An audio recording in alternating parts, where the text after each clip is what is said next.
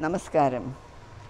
I am happy to associate myself and inaugurate the academic activities 2022-2023 under the banner of the Research and Development Cell and Research Forum, Department of English, University College, Thiruvananthapuram.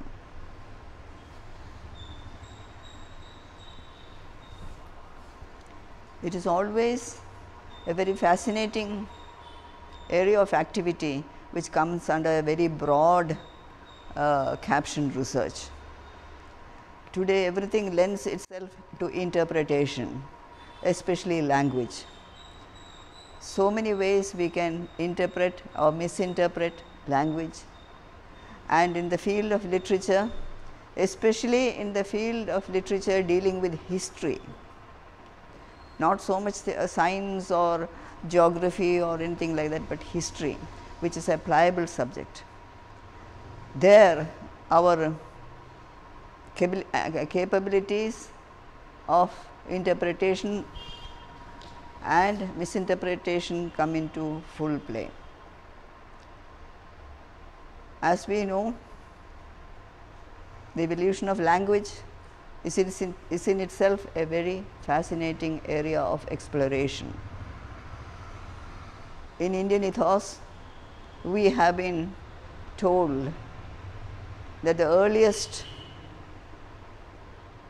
form of sound was a resonance, which later became a vibration. Sachidanandam came into Ahadam Anahatam, and then it went on to Shabdam or sound, which went into voice, and then voice went into words, Aksharam, that which has no dissolution, Ksharam illatad Aksharam, into Aksharam, which went into words, sentences, etc., etc., etc., brought out from the human body through the 4 stages, Parapashanti, Vaikhari, Madhyama, to come into the present. You may of course be very well aware that even today, in the snowy, mystic, unexplored regions of the Himalayas, there exist certain rishis who still speak what is called Sandhya Bhasha, inaccurately translated as twilight language. It does not have words, it does not have letters, it is based on resonance and vibrations, and they communicate with each other like that. So, man's ability in this field is something very, very vast. What we feel is, or what I feel is, that Aksharam, because of its permanent nature, that which it has no dissolution, it is without Ksharam. Like everything else, I suppose you should treat with reverence and respect. And when you go into the highly fascinating area of history, you can deal with history in whatever way you want, but not deal with history which should be degraded into yellow paper journalism under the caption of history. That is very, very unfortunate and lamentable. Of course, the authors of such literature, whoever they may be, if there are such people, may be thinking that they are doing a very great service to humanity, or they are bringing into light explosions which would sort of shake and shatter many established beliefs. They would bring about their own idea of what history should be, bring new themes, new forms to old ideas.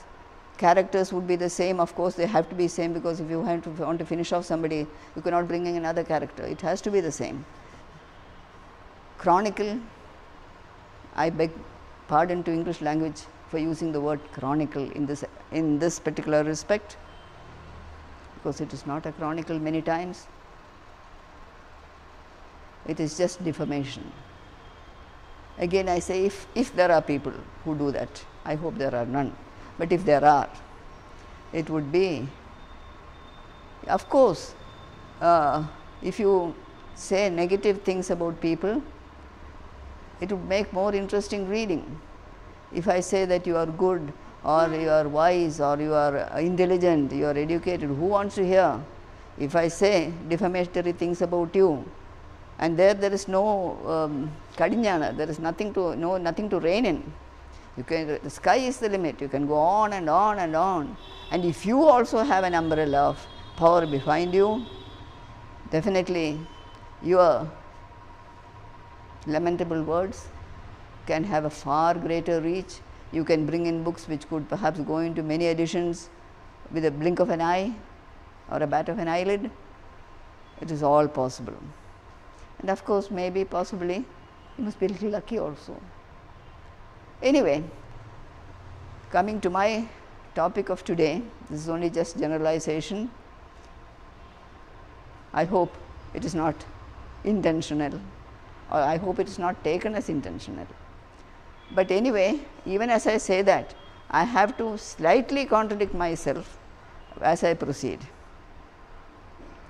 University College itself is a part of history.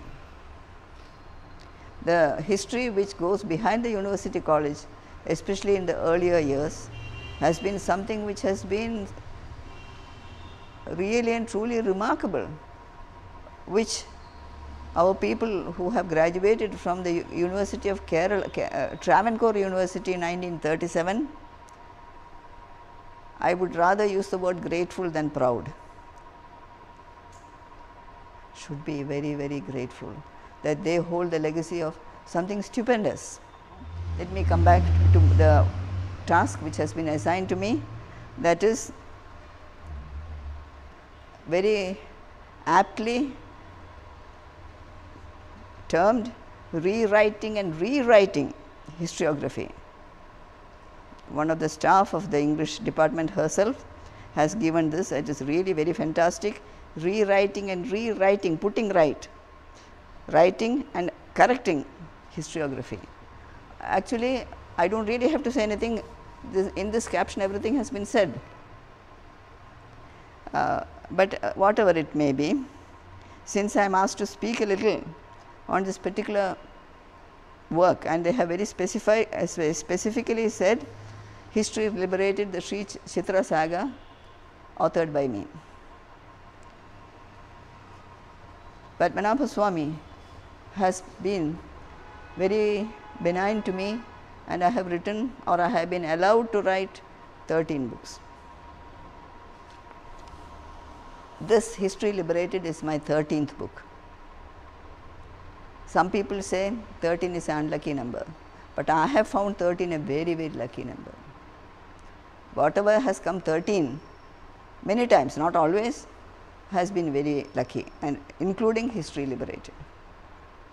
It has taken about 3.5 years for me to write, and during my journey, Kallum Mullum, Gundum Kuzhiyum, Kaadum Medum Thandi, it has gone on.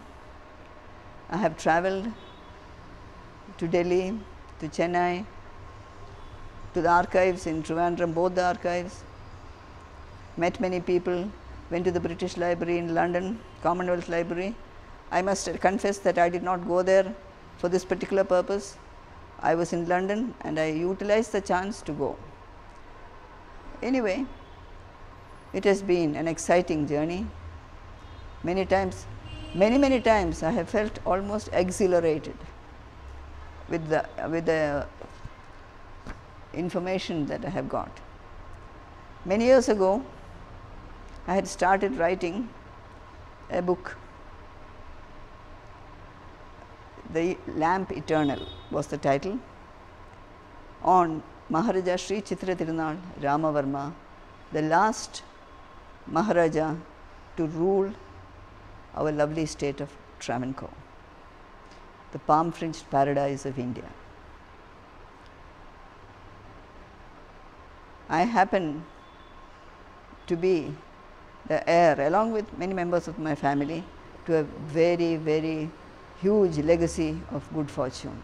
When people ask me for my biodata, I give them two alternatives. I say, you want a biodata which is over in 2 or 3 sentences, or do you want a biodata which goes on to many pages? Of course, they always choose the second. But my first biodata in 3 sentences is only this.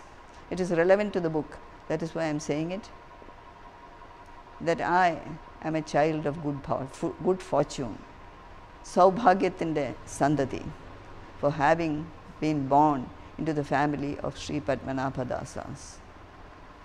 That is my biodata.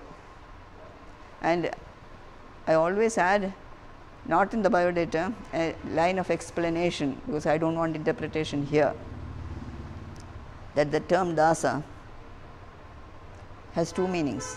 One, you are a servant, one, you are a slave.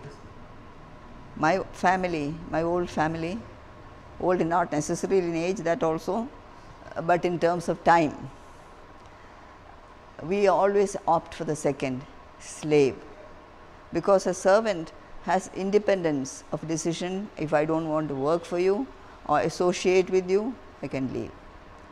But the slave has no option. The slave is forever bound to the feet of the master. In this case, not in chains of steel or iron, not iron, steel, sorry, iron, not in chains of iron, but in silken strands of bliss. Anandathinte pattu noojal. We are very happy. Now, coming back to again, I am sorry I keep on saying coming back, possibly you will all think a lot of repetition of the same sentence. You say you are coming back, you threaten you are coming back, and you never come back. So, that is not, I am sorry, but I am a somewhat disorganized person. Now, many years ago, I had started a book, The Lamp Eternal. It was about Maharaj Thirunal. I have the singular good fortune, not singular, I mean my sister, brother, all of us, of having been born as the children of his only sister, Karthirunal Lakshmi Bai. He was our uncle, and you know, in a matrilineal society or Marimaka time, the uncle is very important. In this case, the uncle who is also the head of the family. He was for us everything. Whatever you would say, that which is good, which is sweet, that which is gentle, that which is good, that which is pious, give it a human form, and that was he. I have no words, my vocabulary runs short to talk about him.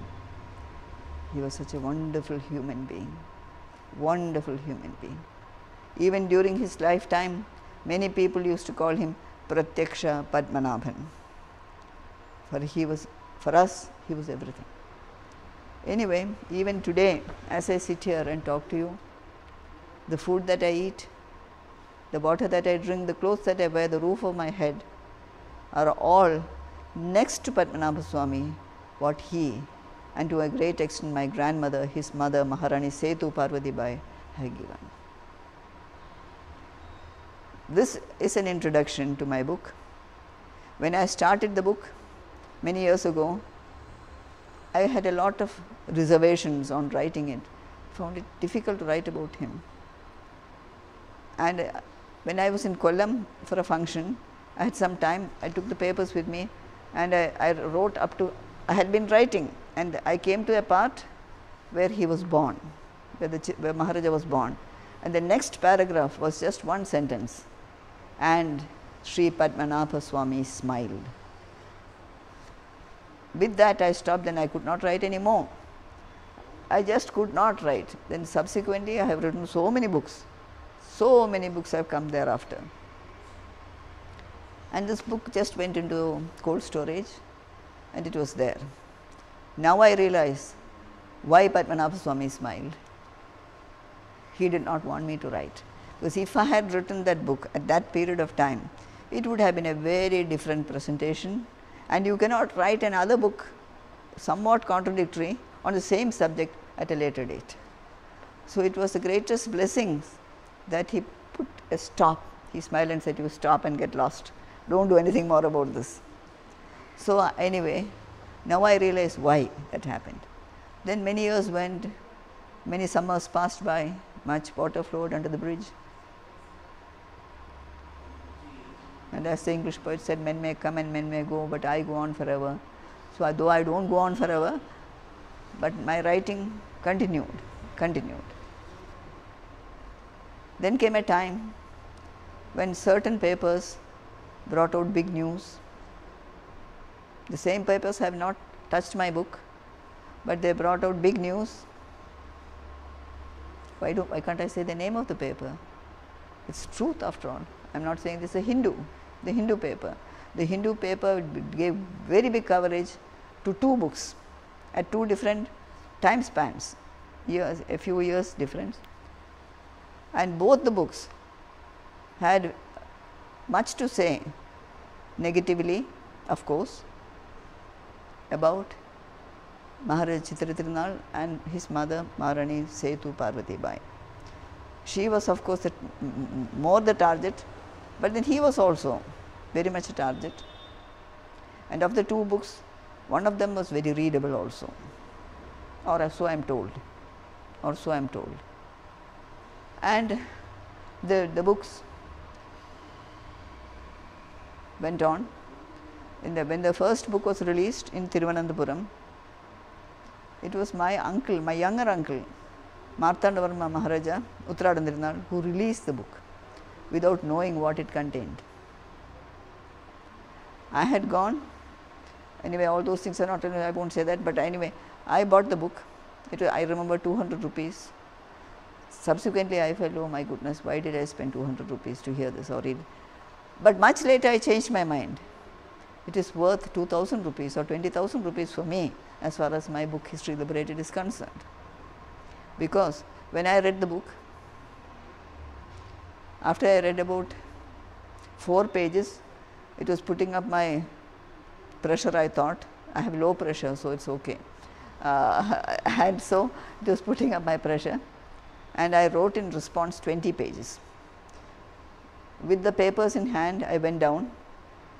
Maharaja Thirunal was not, I think it was after he had moved on.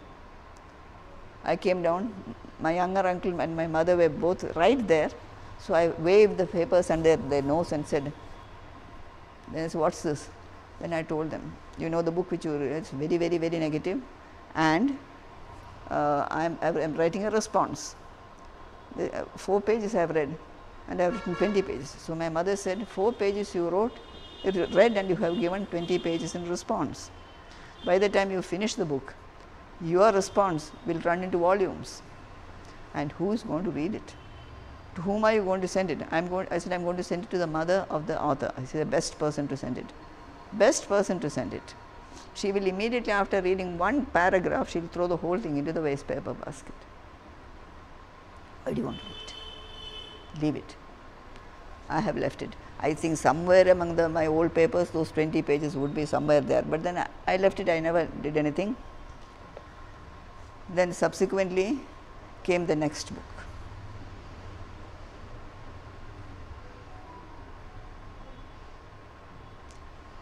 And that book made a big noise, and then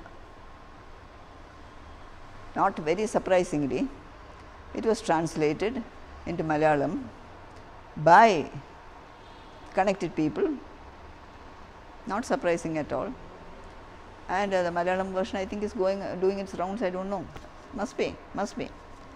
However, many of my friends, when the English book came, they told me, why don't you challenge the book in court? Then some of my friends, actually 2 of them are present here as of now. One person said it, and one person talked about it, and the other person told me, why don't you write, why don't you write? I said, I can't. I just can't write because the subject is so sensitive, and I wouldn't know how to deal with it in the present changed circumstances. No, that would be perhaps setting the record right, among other things. I started thinking, if somebody does not write, these two books, especially the second book, would remain in the shelves as part of history, and this would become history because there is nothing to contradict it, there is nothing available. Finally, I decided I will try. I did not know how to start, how to proceed, what to include, what to exclude, how to title, how to subtitle, and how to conclude. It was all very, very vague, a huge array of question marks. So, I was in a bit of a fix. As they say in Ayurvedam, there are a number of Ottamulis. In my life also, there is an Ottamuli, that is Sri Padmanabha Swami. Without his blessings, I cannot write even a word, even a letter I cannot write. And all my 12 books were written by his blessings. But when it came to this particular book, at that time, title and all those things were not even thought of. I sent up my submission to him. Without your blessing, I cannot write. But in this case, please do not stop with your blessings. Please get up, come, hold my hand and make me write. And he did it. I don't know how many people in the audience, how you will take it. You may think it is an exaggeration or something which is said for effect or some nonsense, something, whatever it may be. But I assure you, as far as I am concerned, it is 100% true. Actually, by a conspiracy of circumstances, today I am sitting in the Krishna Vilasam Palace, which was the palace of Sri Moolam Thirunal Maharaja, who ruled Travancore before Sri Chitra Thirunal, with a period of regency coming in between, because he was a Maharaj in minority when Maharani Sethu Lakshmi Bai ruled as regent. But Maharaja Moolam Thirunal's palace, which has witnessed so much history, so many momentous events and incidents in Travancore's history, many of them impacting Indian history also. And sitting here, I am telling you, this is true. I could never write a book like this. It just got written. My hand held the pen, yes, that is true. I do not know, I am somebody born 100 years behind time. I do not know how to use the computer. You are all English department. I wonder if I can spell computer right. That is my knowledge about computers. I cannot use all those things, and I do not like to dictate.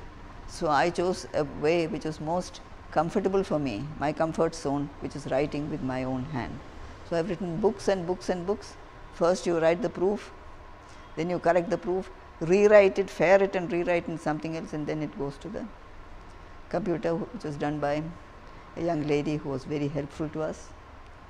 And once the proof is over, my other two mentors, Madam Uma Maheshwari and Professor Nalin Ganesh, they also did a lot of, they were the guiding spirits in the correction, alteration or correction, everything, they were there.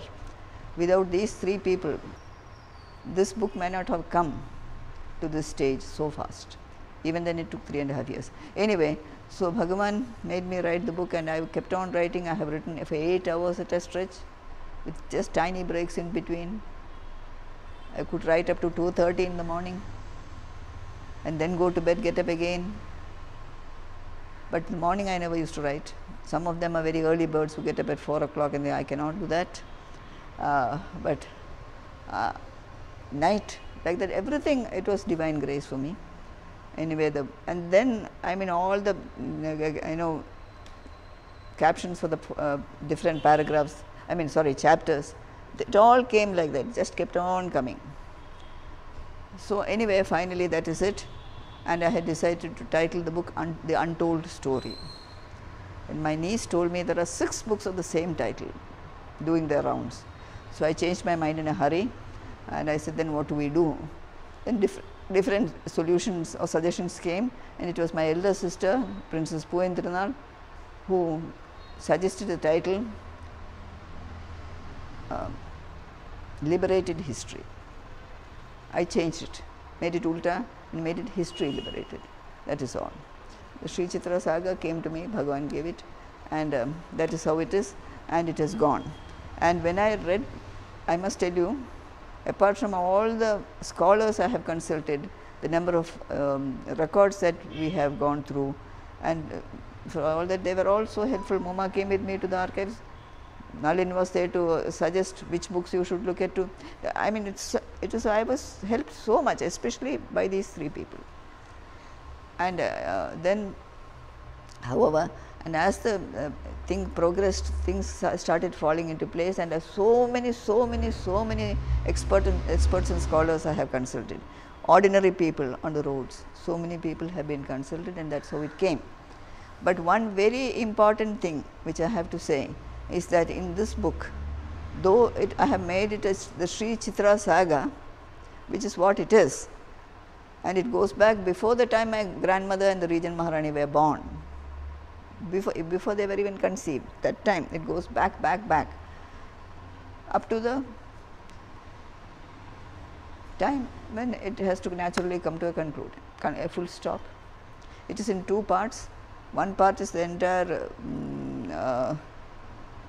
official, non-official, but things which have happened, the events, his reign, Maharaja's reign, everything.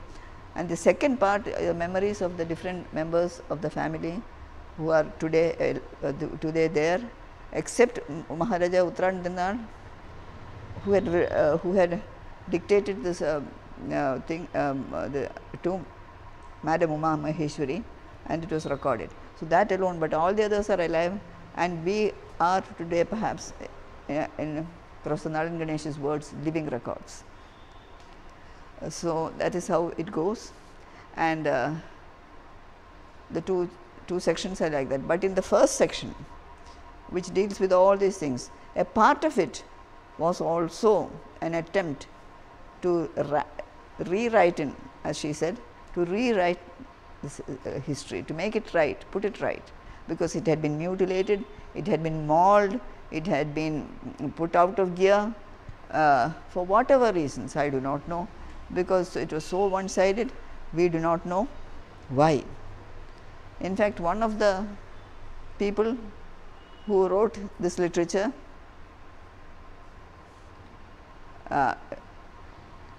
spoke to my sister or contacted her, I do not think contacted and said, if you have anything to say about your grandmother, I will include it in my book. So gracious, so gracious. So, I will include it in my book. But I must tell you, I am presenting her as a baddie.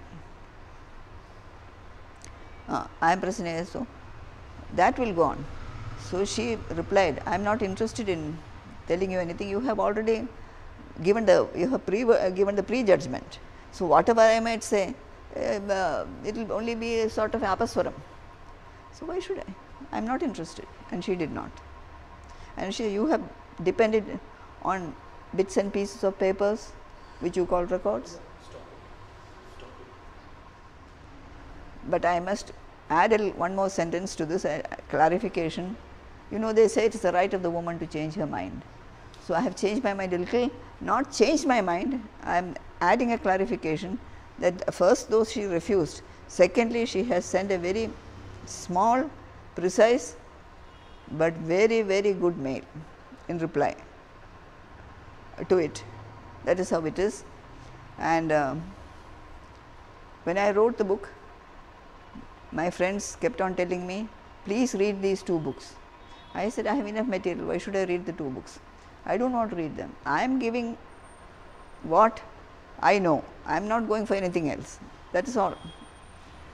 But then as the time progressed, my halo became a little dark, it assumed a darker hue, and I went through the entire book, first book, entire book, and it was a gold mine of information for me. I could not believe it, the things that lady has written herself. which I have quoted chapter and verse, page, chapter and verse, and included in my book to refute what she has said. When she said that a particular personality never wanted to reign, she, as the pages go, she said, now that the event has actually happened, the personality was a little tense. Though this personality had been preparing oneself or that personality itself for this event all along. I mean, I have written it very clearly in the book, so I do not want to say anything more. Very, very clear, I have mentioned who it is, what was the preparation, what was the event, who was preparing, everything. Name wise I have, I am not saying it here, that is all. Like this, so many contradictions, so many contradictions. In another place, the author says, now that since we have declared war on them again, since we have declared war on them again, them is my branch of the family, and the other, this I can say, their branch of the family. So like this, so many things. I mean, the book is full of things which made me happy.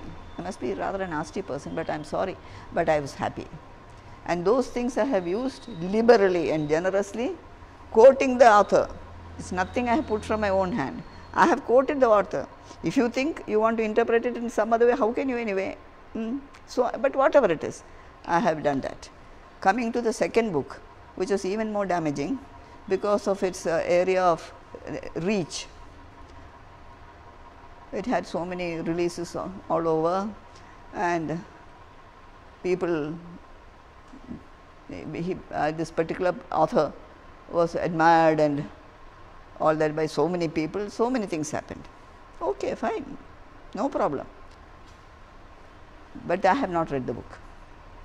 So when you are going to refute, or when you are using it as one of the reasons, it is not the main, it is one of the reasons, yes, but then many parts it has nothing to do with the book. Then a very good friend of mine, a good Samaritan,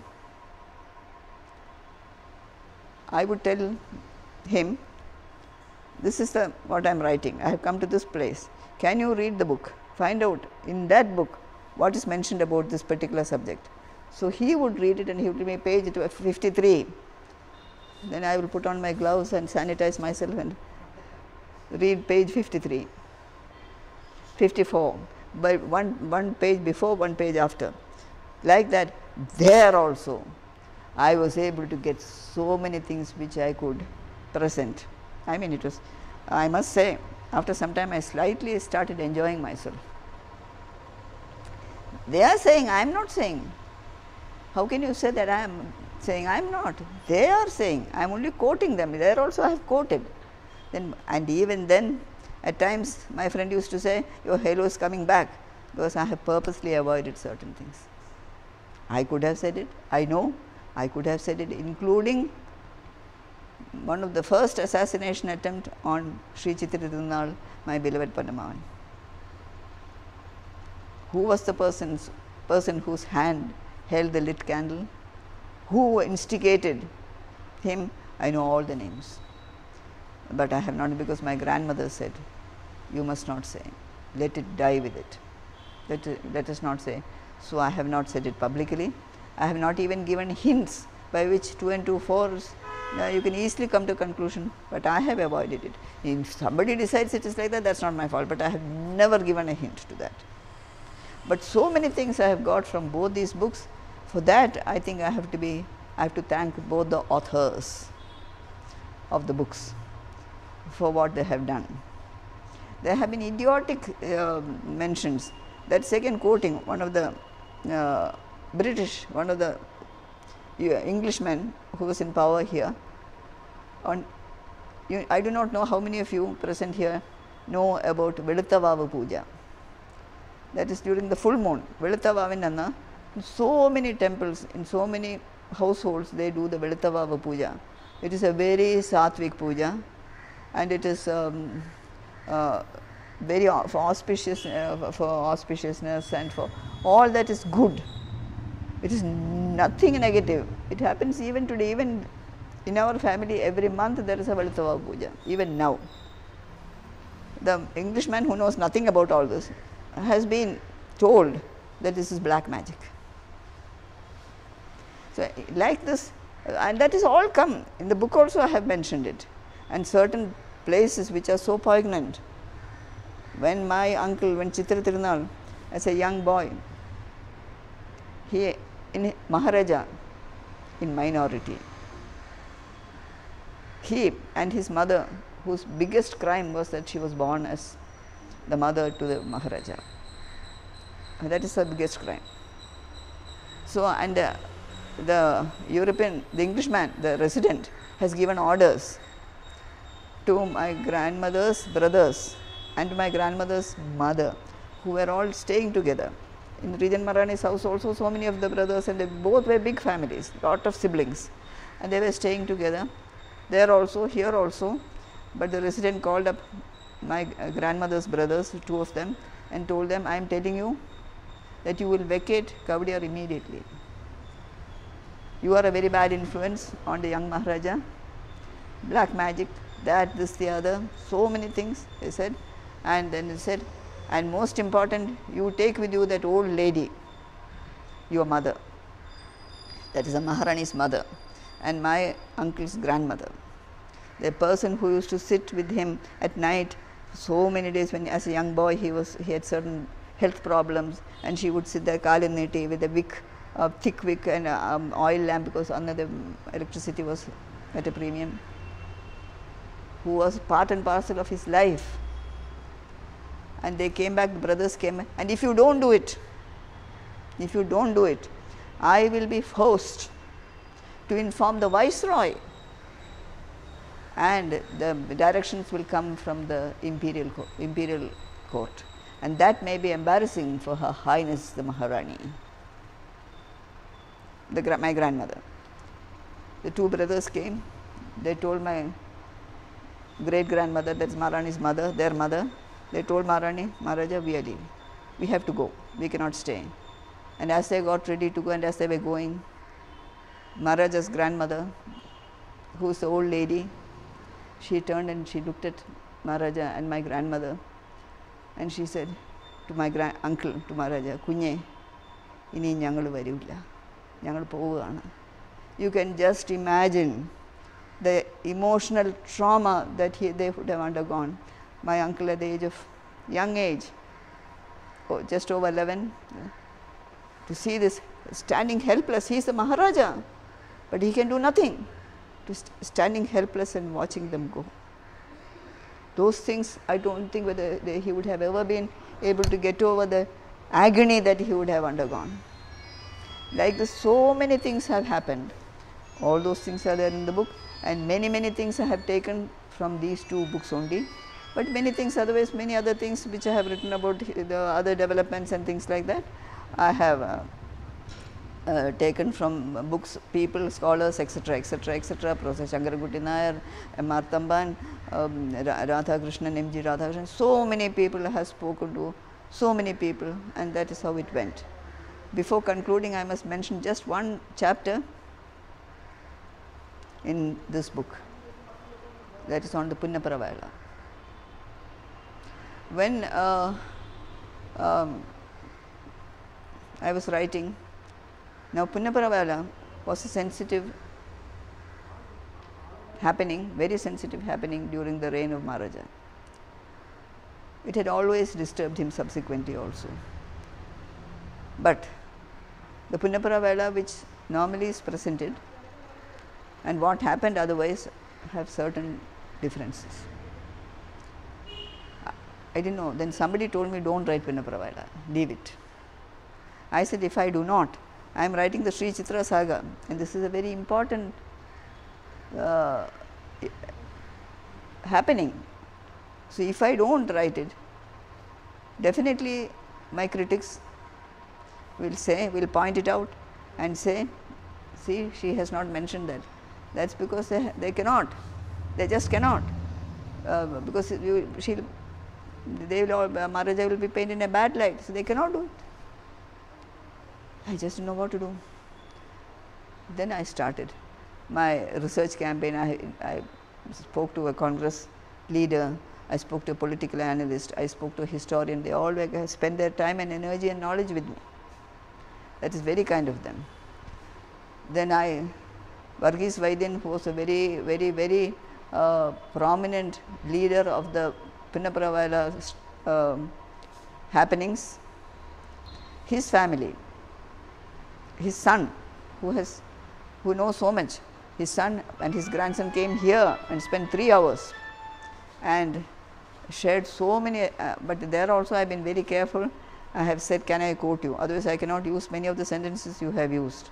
They said, definitely you may quote us. So, I have quoted us, and I quoted them and used certain strong expressions or sentiments which are theirs, not mine. And Pinnaparavila, after I wrote it also, I was worried because of so many reasons how it would be taken, and I requested one very strong leader of the Marxist party with whom I had some liberty to approach. He came, he sat with me for 3 hours. I read out the entire chapter and I said, if there is anything you want me to delete or alter, tell me, and if it is possible, I will do it. He sat through the whole thing very patiently and he said, it is well written, balanced, and possibly when you write, you can only write like this. That is only a slight question mark. You can only write like this. You do not have to change anything. But I have a suggestion to make. You have included so many people, like the Congress people and the political analysts, historians, but you have not taken any quotation from the Marxist party. That you must include. I said, I am ready to include. Then he said, I will tell you. I said, no, please do not tell me. Please write it down and give it to me. Type it or write, because I do not want to get even one word wrong.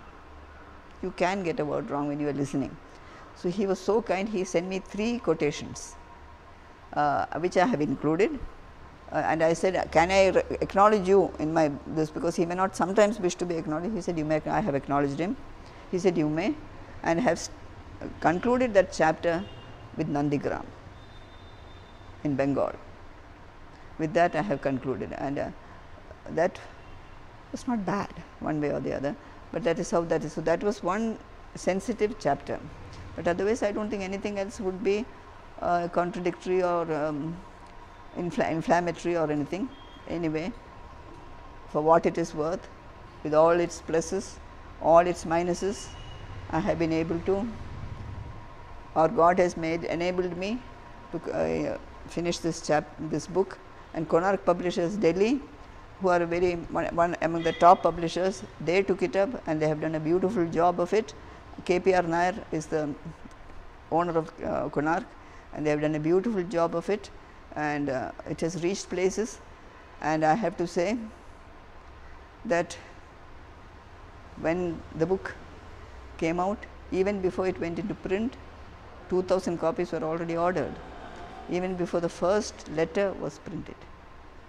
And subsequently, the book was released. Book came to me in March, 3rd week of March, and like all my other books, my release was to submit it to the temple Padmanabha Swami. But because of the COVID, it was not possible to have a release function. They said, you can call 100 people, and I said, well, who are the 100 people I can call? I know so many people, and this 100 people may not come because of COVID. So, finally, you will have all empty chairs. So, I do not want to anyway do that. So, it was on the webinar or whatever it is, Dr. Karan Singh, Maharaja Kashmir, he released it on April 24th from Delhi. By that time, the second impression had already come, and in 3 days time, the governor was gracious enough to release it physically in the Raj Bhavan, with just 5 of us, the core team one would say, only 5 of us went, and it was released, and the third impression came within 4 months, and now the Malayalam translation is going on. Dr. Minnie John from Punyar, wonderful lady, she is doing it, and we are going through again, my mentors, my guardians, they are there to look into it word by word and to give it a final, and God be willing, I think it should come out before the turn of the year. That is how it is. And in conclusion, I have to say that if somebody reads the book, they would find a lot of information, they would find a very nice paper, lot of photographs, printers, ink, etc., etc. But in certain parts, not everywhere, but in certain parts, they carry with them my unseen tears, the tears of blood that my heart wept as I wrote it. It was not easy, those parts, because for me, my Pannamavan, our Pannamavan, Thirunal, was so absolutely dear. In one of my poems, which I have written in my first book, written in Sri Chitra Thirunal Institute, when he was critically ill, the last week, I had a paper in my hand and I sat in the corridor and wrote. I remember 2 lines, which I have addressed. I can't remember the whole thing, fortunately, but 2 lines. That is, I am addressing it to him, because many people have said that he will have only Ichha Mrityu, that he will go only when he wants. Nobody can, nobody. He will decide, that's enough. So I have addressed those 2 lines to him. Forsake us not as orphans of time. കാലത്തിൻ്റെ അനാഥകളായിട്ട് ഞങ്ങളെ വിട്ടിട്ട് പോകല്ലേ. Forsake us not as orphans of time. It's English only. But anyway, midnight fell and things went on. So the part of it for me is highly emotional. Even today I cannot read what I have written, those areas.